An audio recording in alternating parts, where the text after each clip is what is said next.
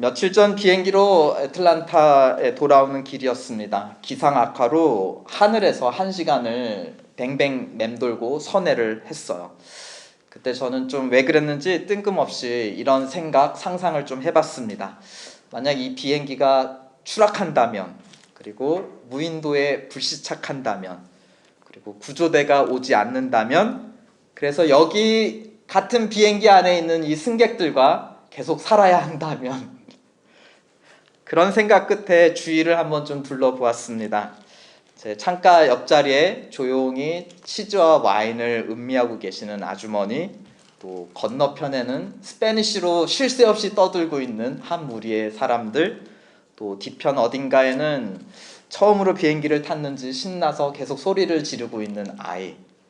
과연 내가 이들과 잘 살아갈 수 있을까?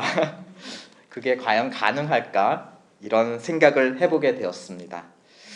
만약 그런 식으로 우리가 무인도에 정착해 새로운 사회가 시작된다면 생존에 필요한 생필품 외에 우리에게 가장 필요한 것 무엇일까요? 아마도 이토록 다양한 배경을 지닌 사람들이 함께 어울리며 살아갈 새로운 법, 생활법이 필요하지 않을까 싶습니다. 오늘 로마서 12장 1절은 그러므로 형제들아 부르며 시작하고 있습니다. 여기서 형제라고 부르는 자들은 제가 탄 비행기에 있던 승객들처럼 사실 서로 모르는 남남들이었죠.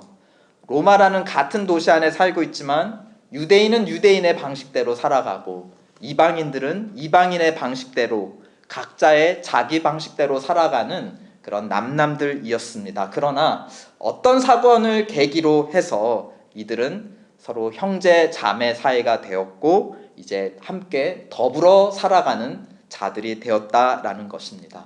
어떤 사건이었나요?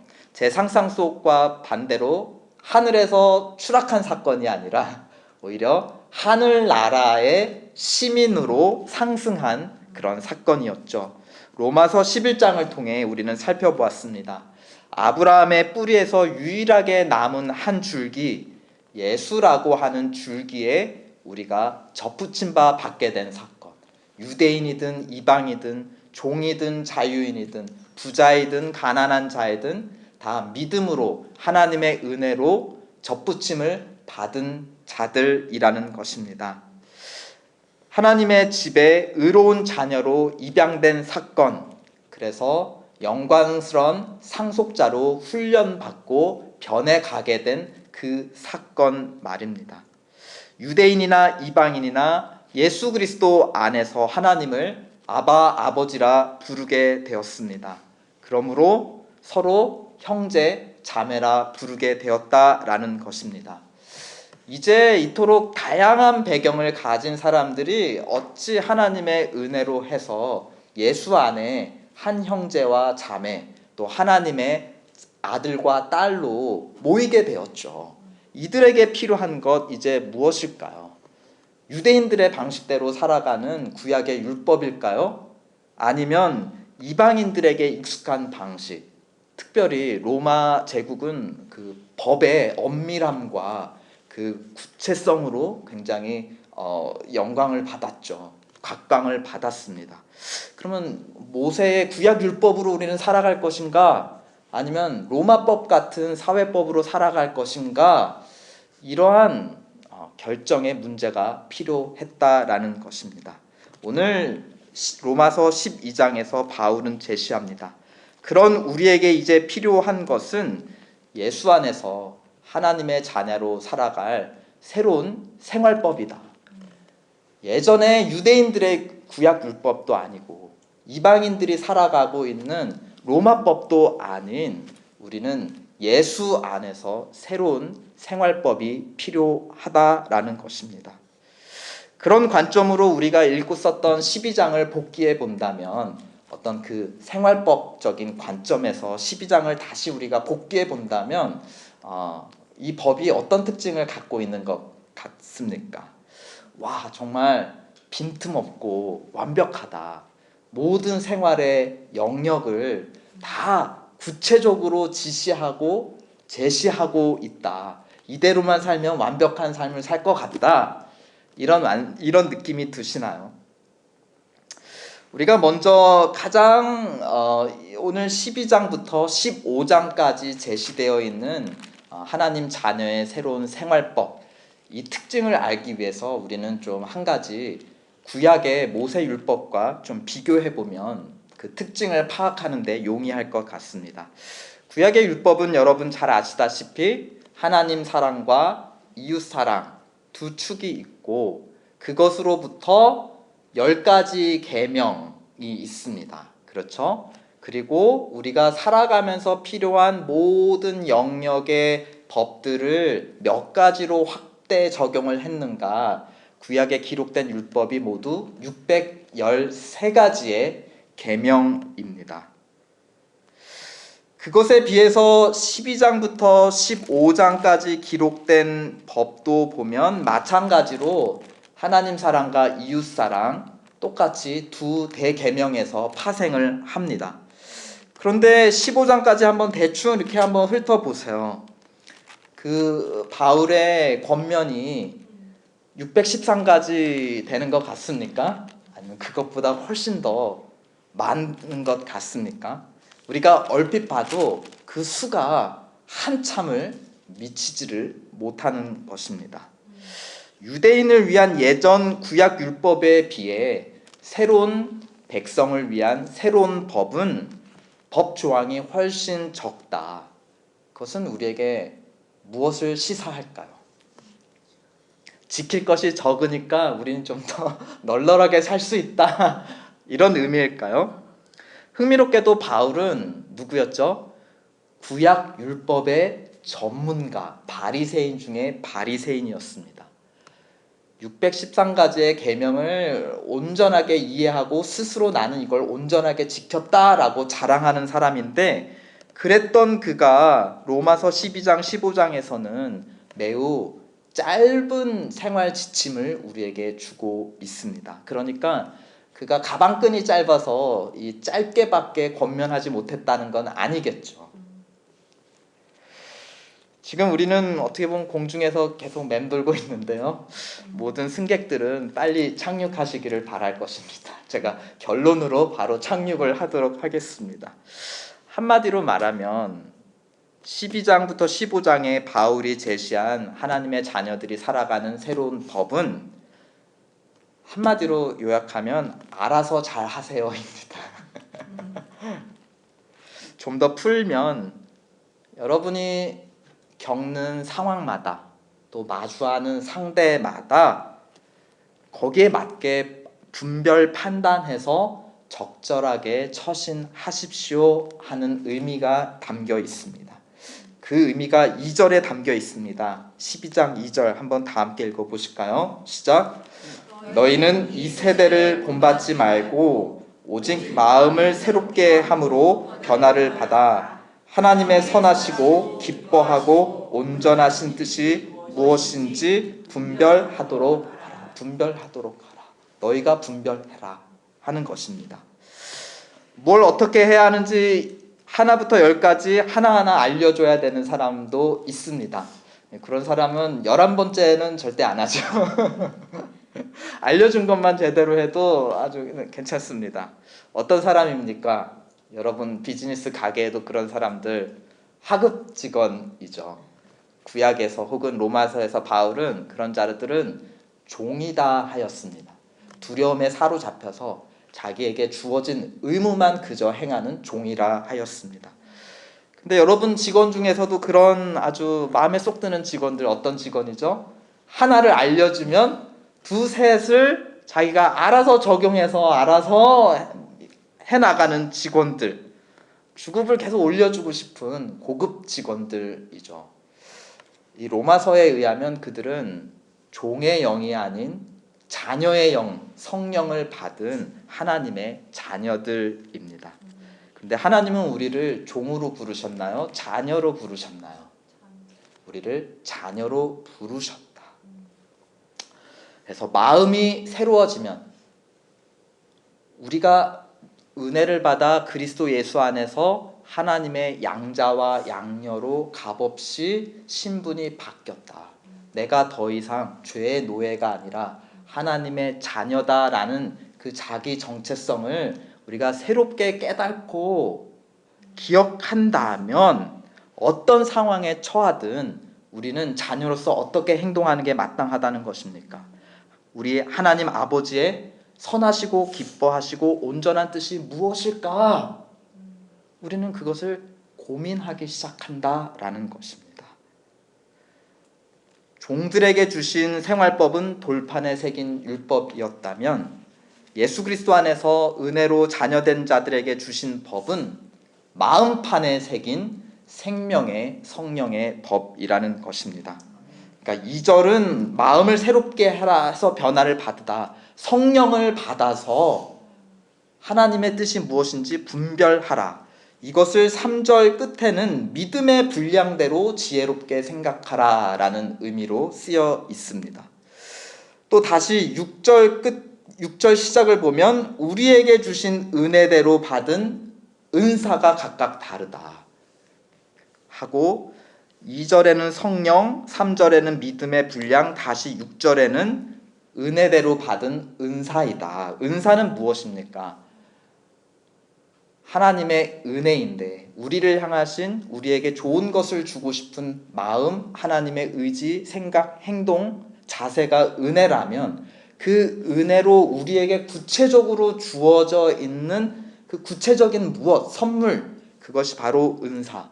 근데 우리 신약 성경의 은사라 하면 보통 무슨 은사라고 하죠? 성령의 은사라고 합니다. 이것은 다른 말로 하면 성령의 능력이기도 하죠. 그래서 4절을 보시면 우리가 한 몸에 많은 지체를 가졌으나 모든 지체가 같은 무엇을 가진 것이 아니라 하십니까? 기능을 가진 것이 아니다. 능력 혹은 기능, 역할을 가진 것은 아니다라는 것입니다. 그러니까 6절에 우리에게 주신 은혜대로 받은 은사가 각각 다르다. 은혜대로 받은 역할과 기능이 각각 다르다 하는 것입니다. 그 다른 기능과 역할을 주신 목적이 바로 5절에 있는데요.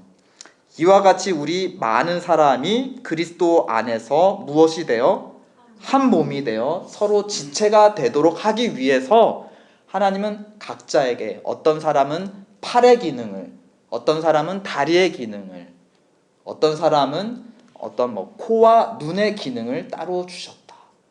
각자의 위치와 기능만 가지고는 온전하지 못하니 이것으로 서로 하나 될 때 한 몸으로 세워지라고 각자에게 은사를 주셨다라는 것입니다. 머리 대신 예수 그리스도를 향해 몸과 팔, 다리가 일체로 연결되듯이 모든 하나님의 양 자녀들이 일체를 이루라고 우리에게 은사 혹은 믿음의 분량을 주셨다라는 것입니다. 그러니까 다양한 성도가 일체를 이루는 것이 어떻게 보면은 이웃 사랑이죠. 각자에게 주신 은사로 서로를 섬겨서 서로를 사랑해서 일체를 이루는 것이 온전한 이웃 사랑입니다. 그 온전한 이웃 사랑 자체가 결국 그 목적은 무엇이냐? 오늘 1절에 기록되어 있듯이 하나님을 기쁘시게 하는 하나님 사랑이라는 것입니다. 1절 한번 다 함께 읽어보실까요? 시작. 그러므로 형제들아 내가 하나님의 모든 자비하심으로 너희를 권하노니 너희 몸을 하나님이 기뻐하시는 거룩한 산 제물로 드리라. 이는 너희가 드릴 영적 예배니라. 아멘.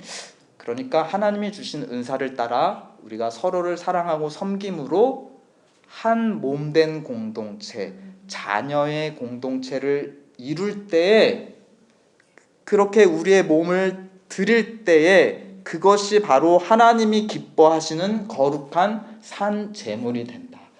이웃 사랑이 하나님 사랑으로 연결되고 완성된다라는 것입니다. 그렇다면 4절, 5절의 다양한 은사와 기능을 통해 일체를 이룬다는 관점에서 우리는 하나님의 선하시고 기뻐하시고 온전한 뜻이 무엇인지 분별하라라는 의미를 2절의 의미, 3절의 의미를 우리는 좀 더 분명하게 알 수 있어요. 하나님의 선하시고 기뻐하시고 온전한 뜻은 무엇이라는 겁니까? 4절, 5절에 비추어 보면 각자 다른 우리가 하나님이 주신 은혜의 은사를 따라 서로를 섬김으로 한 몸 일체를 이루는 것, 그것이야말로 4절, 5절에 따라서 하나님이 기뻐하시고 선하시고 기뻐하시고 온전하신 뜻이라는 겁니다.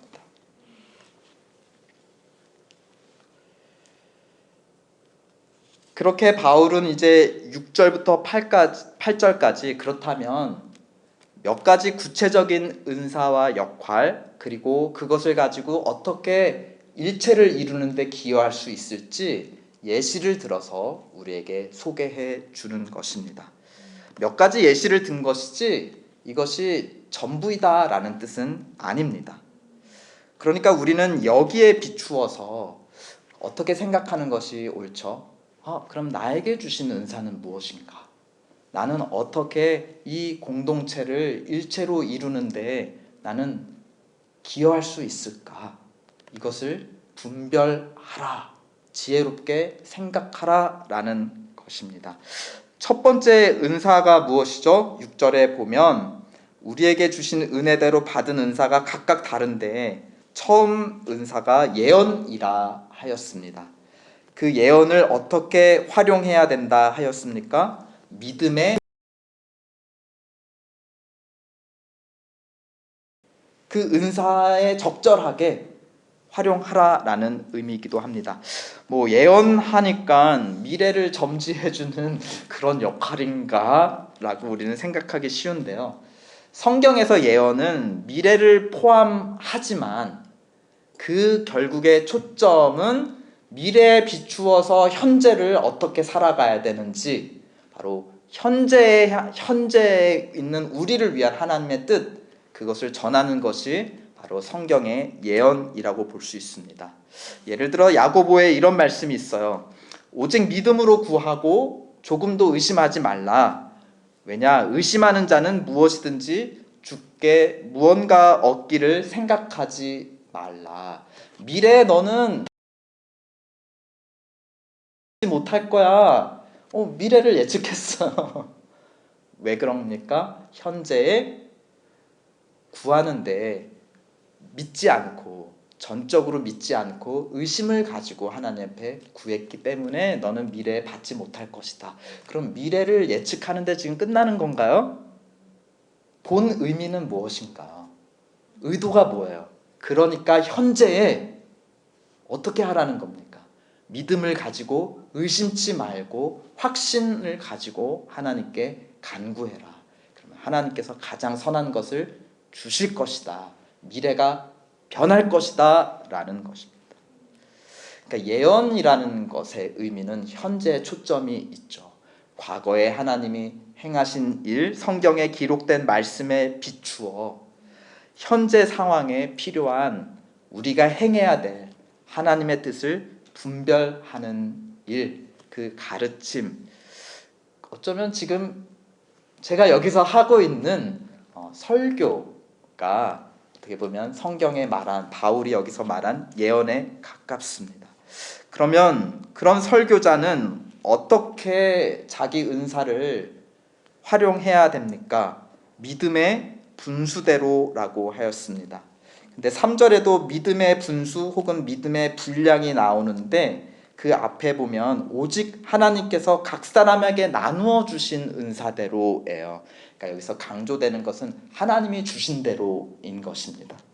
그러니까 설교자 마음대로 하나님의 뜻을 전하지 말고 믿음의 분량대로, 하나님께서 주신 분량대로, 하나님께서 가르쳐 주시고 영감을 주신 대로 성경에 기록된 말씀에 근거해서 하나님이 주신 대로 전해라. 이것이 설교자가 교회 공동체를 일체로 세울 수 있도록 기여하는 방법이다라는 것입니다.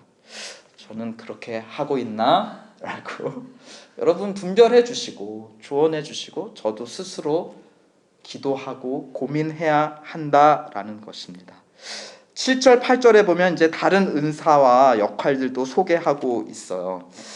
근데 이게 좀 약간 말장난 같죠? 섬기는 일이면 그냥 섬겨라. 가르치는 자는 가르쳐라. 뭐예요? 축구로 비유하면 공격수는 공격 잘해라. 수비수는 수비 잘해라. 뭐 이런 의미 아닙니까? 결국 어떻게 하라는 말이에요.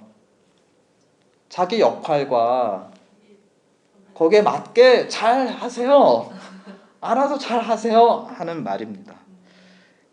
그 전에 뭘 알아야 되죠? 내 위치가 어디인가? 나에게 주신 은사가 무엇인가? 나의 기능이 무엇인가? 이것을 주신 목적이 무엇인가? 이것을 분별해야 잘 할 수 있다라는 것입니다. 근데 6절부터 8절까지는 각각 다른 은사, 각자에게 주신 다양한 은사에 대해서 얘기하고 있습니다.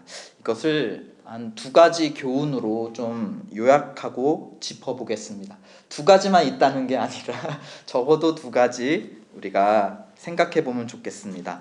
첫째, 6절에서 8절에 보면 바울은 직분을 얘기하는 것, 그러니까 뭐 설교자다, 뭐 집사다, 장로다, 권사다, 이런 직분을 얘기하고 있지 않고 무엇을 얘기하고 있죠? 기능을 얘기하고 있어. 역할을 얘기하고 있습니다. 무슨 의미일까요? 직분보다 중요한 것은 역할이고 기능이다. 그쵸? 은사는 우리로 하여금 일하게 하고 교회를 세우게 한다. 직분보다 역할, 실제적인 역할이 중요하다는 것입니다. 관련해서 두 번째 교훈을 받을 수 있습니다. 은혜로, 하나님의 은혜로, 하나님이 주신 은혜로 예수의 몸에 접붙임 받아서 하나님의 자녀된 공동체의 일원이 되었다면 누구나 성령을 받는다. 성령을 받는다면 누구나 각자 자기에게 주신 은사가 있다. 누구나 각자에게 주신 은사가 있다면 오늘 6절, 8절에서 바울이 직분 대신 역할과 기능을 강조했듯이 누구나 그 은사를 가지고 활용해야 한다라는 것입니다. 하나님이 주신 은사의 분량 이하로 내가 기능하고 역할하고 있다? 늘리셔야 합니다. 반대로 하나님이 주신 분량 이상으로 내가 역할하고 있다? 어떻게 해야 되죠? 줄여야 합니다. 3절을 보십시오. 마땅히 생각할 그 이상의 생각을 품지 말고 오직 하나님께서 각 사람에게 나누어 주신 믿음의 분량대로 그만큼 딱 적당하게 지혜롭게 생각하라. 생각하고 행하라. 일체를 이루어라. 하나님께 너의 몸도 그렇고 이 예수 그리스도의 몸된 교회도 하나님이 기뻐하시는 거룩한 산제사로 그게 드리는 방법이다 하는 것입니다. 그러기 위해서는 어떻게 합니까? 마음의 변화를 받아 늘 새롭게 되어야 된다. 이것은 현재형이에요. 한번 변화를 받은 것으로 끝나는 것이 아니라 계속해서 고민하고 분별해야 한다라는 것입니다. 우리의 삶이 변하고 처한 상황이 바뀌고 교회에 처한 상황들이 바뀔 때마다 나에게 주신 은사는 무엇이지? 이걸 어떻게 이 상황 속에서 교회 공동체를 위해서 쓸 수 있지? 끊임없이 마음의 새로움을 받고 변화를 받아야 하고 분별해야 하고 기여해야 한다라는 것입니다. 그러니까 바울이 이러니까 모든 걸 구체적으로 어떻게 하라고 다 일일이 적은 게 아니에요. 네. 계속 분별해라 하는 것입니다. 6절부터 8절이 신자 각자에게 주신 다양한 개별적 은사라면 9절부터 13절까지는 모든 신자에게, 모든 하나님의 자녀에게 주신 공통의 은사를 바울은 가르치고 있습니다. 그러니까 누구에나 다 있는 은사이고, 그런 점에서 보면 교회가 가진 하나의 은사라는 것이죠. 교회라는 하나의 존재가 있고 한 몸이 있다면 그 몸에게 반드시 주신 은사가 있다. 그것이 9절부터 13절까지 소개하는 것입니다. 그런데 그 은사에, 교회에게 모두 주신, 하나로 주신 그 은사의 처음은 무엇입니까? 9절, 사랑에는 거짓이 없다. 거짓이 없는 사랑, 이것이 제일이고 마지막이고 모든 은사이다. 거짓 없는 진실한 사랑은 하나님이 우리에게 주신 사랑이에요. 하나님의 사랑입니다. 그러므로 하나님께서 부어주신 사랑이 모든 신자들에게 있어야 할 것이고, 그 사랑의 일체를 이루는 교회는 어떻게 해야 하는가? 그 사랑의 은사 안에 자기의 각자의 은사를 활용해서 어떻게 해야 됩니까? 10절, 형제를 사랑해라. 하나님의 사랑으로 형제를 사랑해라. 서로 우애해라. 존경하라. 먼저 존경하라 합니다. 11절, 반짝반짝 빛나는 눈으로 열정을 가지고 주의 일을 찾아서 해라. 엠마오 가는 길 교회여, 형제를 사랑하고 우애하고 서로 존경하라. 부지런하여 게으르지 말고 열심을 품겨 주의 일을 해라. 주의 몸이니까 주의 일을 해라. 12절, 교회여, 때에 맞게 반응해라. 소망하는 중에 있으면 감사하고 즐거워하라. 환난 중에 있으면 인내하고 기도하라. 물론 각 성도들이 자기의 처한 상황 속에서 이렇게 하는 것입니다. 그러나 이 9절에서 13절은 공통의 은사를 지금 가르치고 있는 상황이라면 이것은 누구에게 적용되는 가르침이라고 볼 수 있죠? 교회 전체가.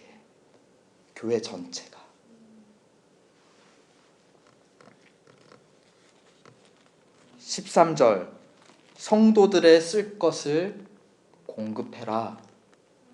교회여, 사랑의 은사를 받은 교회여, 성도들의 쓸 것을 공급해라.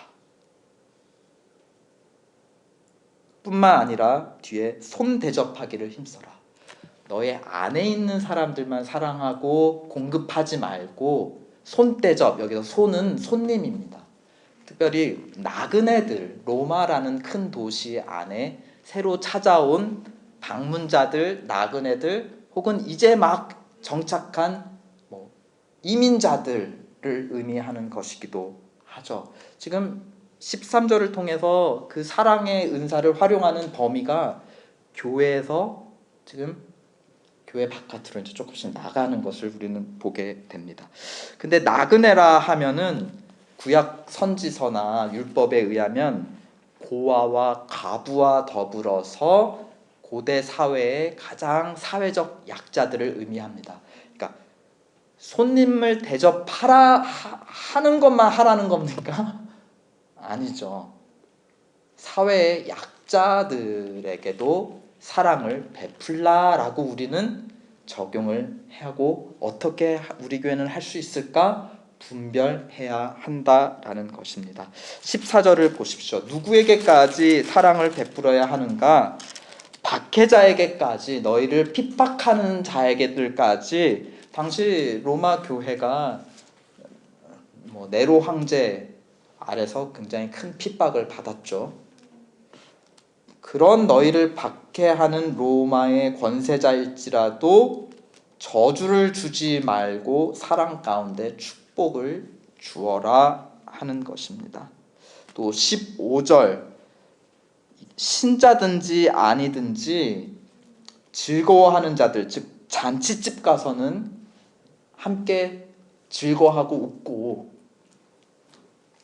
우는 자들, 상가집 가서는 함께 울어라. 너희들끼리만 교제하지 말고 너희 주변의 사회에 잔치 났으면 가서 같이 기뻐해주고, 상이 났으면 장례 당한 슬픈 사회 사람들, 아는 사람 있다면 가서 같이 울어라 하는 것입니다. 그러니까 이 이웃 사랑을 교회 내부에서 외부로, 세상으로 확대하라. 일체를 이루는 이웃 사랑을 사회까지 확대하는 것, 그것이 바로 전도이고 선교라는 것입니다. 그럴 때에 1절에서처럼 교회라는 일체된 한 몸은 하나님이 기뻐하시는 거룩한 산제물이 되어 영적 온전한 예배를 드리게 된다 하는 가르침입니다. 그렇다면 여러분, 여기에 기록된 것만 하면 될까요? 성도에 쓸 것을 공급하고 다른 사람은 말고, 노숙자는 말고 나그네만 대접하면 되는 걸까요? 아니죠. 그런 뜻이 아닐 것입니다. 교회 공동체로서 우리는 끝없이 하나님의 선하시고 기뻐하시고 온전한 뜻이 무엇인지 분별해야 합니다. 끝없이 하나님께서 우리 교회에게 주신 위치와 기능과 역할을 찾아서 부지런히 주를 섬겨라, 주의 사역을 감당해야 합니다. 우리 교회의 위치는 무엇일까요? 우리 교회에게 주신 기능은 무엇일까요? 우리는 주어진 이상을 하고 있을까요? 좀 줄여야 될까요? 아니면 이하를 하고 있어서 늘려야 될까요? 어떤 부분에서 우리는 너무 넘치도록 하고 있고 어떤 부분에서 우리는 너무 부족하게 손을 놓고 있는 걸까요? 어떻게 해야 돼요? 우리 서로 함께 집단으로 분별해 나가야 한다는 것입니다. 그러니까 교회는 멈춰있는 어떤 건물과 조직이 아닌 것이죠. 계속 새롭게 마음의 변화를 새롭게 받고 받아서 분별하고 분별한 대로 새로운 일을 해 나가며 우리의 몸을 하나님이 기뻐하시는 온전한 산 제물로 드려야 합니다. 우리는 1부터 하나부터 10까지 정해진 것만 행하면 되는 종이 아닙니다. 하나를 가르쳐주면 둘, 셋을 알아서 찾아 행하는 자녀로 부르심을 받았습니다. 그것이 우리에게 주신 성령의 능력입니다. 하나님은 우리를 예수 그리스도 안으로 부르셨습니다. 예수 그리스도는 하나님의 참 아들이십니다. 그러므로 하나님은 우리를 종이 아닌 영광스러운 자녀로 부르셨습니다. 여러분 개인적으로 어떻게 생각하세요? 정해진 것만 하는 게 사실은 편하지 않습니까? 열심을 가지고 나 이것만 하면 나는 내 의무 끝난 거고 나머지는 내 원하는 대로 하고 내 한 만큼에 대해서 하나님 보상해 주실 거야, 확신을 가질 수 있죠. 그러나 하나님은 우리에게 열린 기회를 주셨습니다. 우리 지난 11장 믿음을 가진 자들은 어떻게 되죠? 경직된 자들이 아니라 유연하고 어울리는 열려있는 자들입니다. 하나님께서 행하시는 새로운 계획, 새로운 사역에 우리 모두 열려 있으므로 하나님의 기뻐하시고 온전하시고 선하신 뜻이 무엇인지 함께 분별해 나갑시다. 아멘. 우리 주 안에 우린 하나. 먼저 우리의 하나됨 자체가 부인할 수 없는 하나님의 선하시고 기뻐하시고 온전한 뜻입니다. 이것부터 이룰 때 우리는 이것을 가지고 바깥으로 나갈 수 있어요. 참다운 거룩한 성도의 교제야말로 무엇보다 확실하고 강력한 전도와 선교의 도구요 전략인 줄 믿습니다. 주 안에 우린 하나 함께 부르시면서 내가 이 사람들하고 같이 살아가야 되는 이 사람들을 어떻게 살아가야 될까? 나는 어떻게 기여할 수 있을까? 성령님 우리에게 가르쳐 주시고 우리의 마음을 새롭게 변화시켜 주시옵소서. 이 기대감을 가지고 같이 찬양하겠습니다.